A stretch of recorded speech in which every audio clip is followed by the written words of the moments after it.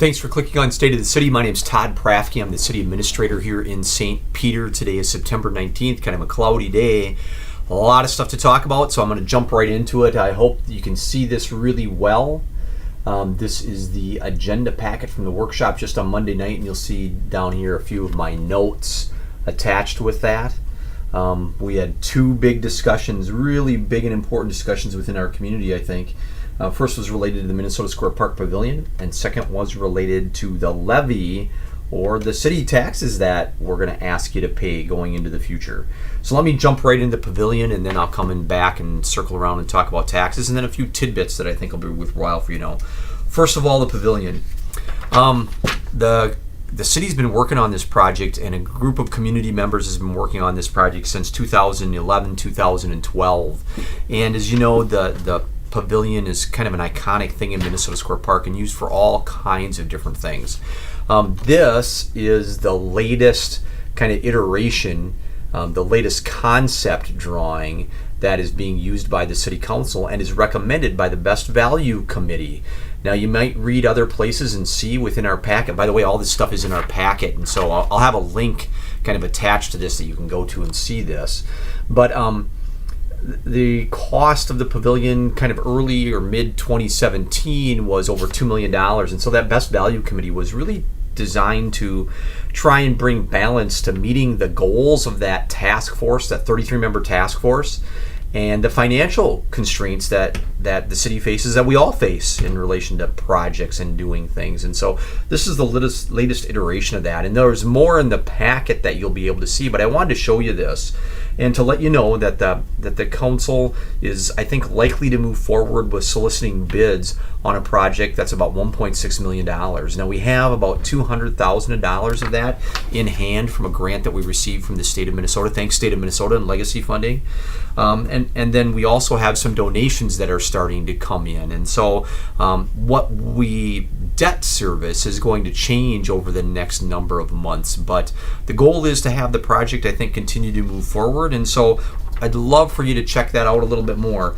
It is true that the more donations that we receive, the more contributions towards the project that we receive, the less impact this will have on property taxes. And so those people that are inclined to provide some resources, we'd really appreciate if you did. We have a process and a form and a way to do that. So let me know if you have questions. I'll try and include a link to this form as well. So if you want to be one of those folks that participates and is recognized for participating and helping fund the pavilion, we'd love to have you, and I know you'll be excited to do it. Such an iconic structure within our community. One last picture of this, you'll be able to see a black and white version, and there'll be more of these showing up on our packets and on our Facebook page and all kinds of different places, so be ready for that. If you want to hear more about this, let me know. Give me a call. Happy to visit, but I think a lot of great information is included in that packet as well. The next item on that agenda was the budget and the levy. We're really talking about the levy here, and the packet this time is almost 100 pages thick, about 90 pages thick, and the majority of that is dedicated towards the preliminary tax levy. And so here's what we have going on so far. Now just as a precursor to this discussion, I am 95% sure that what I'm telling you today will change within the next month as the council has additional discussions on the budget.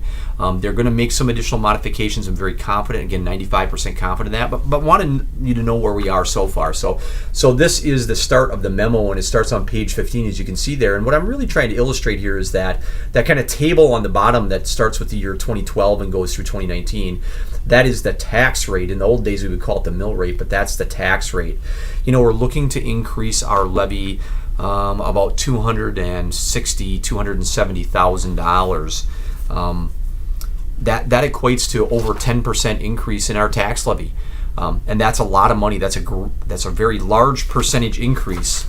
When you look at it on this, it's not a very big increase, but one thing that illustrates is our dependence on local government aid. When we don't receive, and this year we're going to receive about $4,300 or $4,500 more from the state of Minnesota.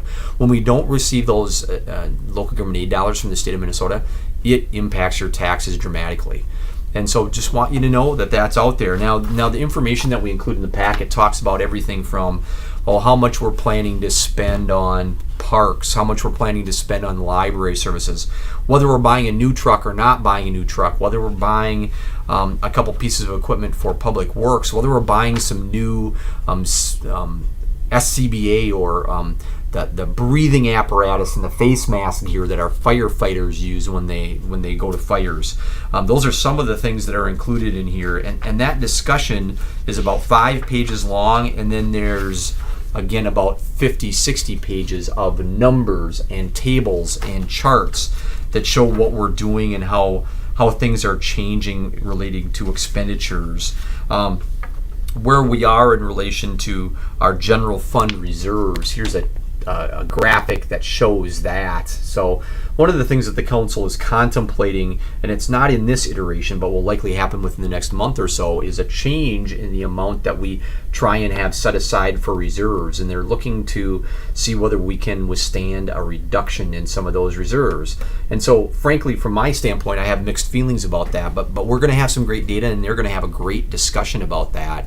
And so happy to have that discussion, because I think it's important in relation to how much people pay, and are we shifting costs from today to tomorrow, and how does all that fit together? So again, great discussion on the budget and the levy. What the council is going to do on Monday night is set a proposed levy, or what we would call a preliminary levy. And now after that, they can reduce it, they cannot increase it. So what that means is that they could reduce the amount of taxes that you pay, but they cannot increase the amount of taxes that you pay. So again, if you want more information or more specific data, let me know. I'll put a link on to our packet. There's lots of great information in this packet from just Monday night, from the 17th, that you can read through. So look for that. I appreciate it if you look for that and take some time to read that. So let me do a few other tidbits before I go. First of all, thanks to Rock Bend Folk Festival organizers and folks, and for all the people that attended. What a great event within our park and within St. Peter. Great time was had by all. Unbelievable weather. I talked with John Gainey, who's I think the chair, I think that's his official title, is chair of the Rock Bend Organizing Committee, and he said he doesn't remember a time over the last 28 years that they have had such a big crowd. So great for us, great for them, and great for all of you that participated. I'm glad you had a great time, and the weather was wonderful, and it's just a wonderful event within our community. So thanks for that. I do want to mention that next time I might try something new for my video blog. I might go out on location. Now, I've done that one time before, but the new part is, well, I've only done it once. I might try it again, and I might have a special guest. So if I do that, watch for that. I think you'll enjoy that part of it as well. Let me mention a couple other things just quickly. We have a lot of activity going on in Traverse Green in our new working family subdivision. So if you're a family that's interested in housing and owning your own home and thought, well, maybe you never could, this might be that opportunity for you. There's a lot of people out there who use this opportunity and did. So you could be the same as they are and own a home of your own. So I wanted to mention that and tell people about that. I also want to mention community solar, so let me get this up. Here's the website for that. I'm kind of turning around to grab my sheet. Now is a great time to be thinking about solar energy in St. Peter, and so this is the kind of information you can find on our website. Again, I'll try and remember to put a link on there for you about subscribing to a solar panel where the energy gets credited to your house. What a fantastic thing to protect the environment, to do your part for energy efficiency and earth. Say, as I mentioned energy efficiency, I do want to mention I've had a number of positive comments. I'm trying to think who said it this way. Yogi Berra, I think, said it this way. It's getting later earlier every day, or he said something like that, but it is true that it's starting to get darker earlier, and so more and more people are starting to notice the new street lighting that we have, that LED street lighting, so we're very excited about that, and I've heard a number of positive comments.